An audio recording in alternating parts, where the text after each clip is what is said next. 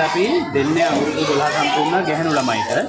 මේකේ වැදගත්කම තමයි අවුරුදු 35 40 අනිත්දි කාන්තා පාර්ශවයට එනවා human papilloma virus නිසා ගැබ්ගල පිළිකා කියන තත්ත්වය.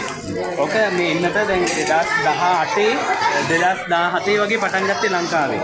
ඕස්ට්‍රේලියාව ඇමරිකාව වගේ රටවල මේ එන්නත පාවිච්චි කරා. ඉතින් ලංකාවේ අර පිළිකා තත්ත්වයේ ගැබ්ගල පිළිකා වැඩි නිසා ජාතික එන්නත් ප්‍රතිශක්තිකරණ පද්ධතියට 2016 17 මේක පාසල් පද්ධතියට ගත්තා. දැන් ළමයිට මේ එන්නත දීලා බලාපොරොත්තු වෙන ගැබ්ගල ආශ්‍රිතව පිළිකා සංවර්ධනය නතර කරගන්නවා. human papilloma virus නිසා. මේක අපි නැවත අද දුන්නට පස්සේ මාස 6ක් ගියාට පස්සේ නැවත දෙවෙනි බූස්ටර් එක දෙනවා. මේ ඉන්නතේ බූස්ටර් එක. ඒ කියන්නේ ප්‍රතිශක්තිය තව වැඩි කරන්න. එතකොට අර ගැබ්ගල කියන පිළිකා තත්ත්වෙන් ළමයිව ආරක්ෂා වෙනවා. ඒක තමයි ලොකුම ප්‍රයෝජනය දරුවන්ට ලැබෙන්නේ. ගැහණු දරුවන් සඳහා විතරයි. හරියට.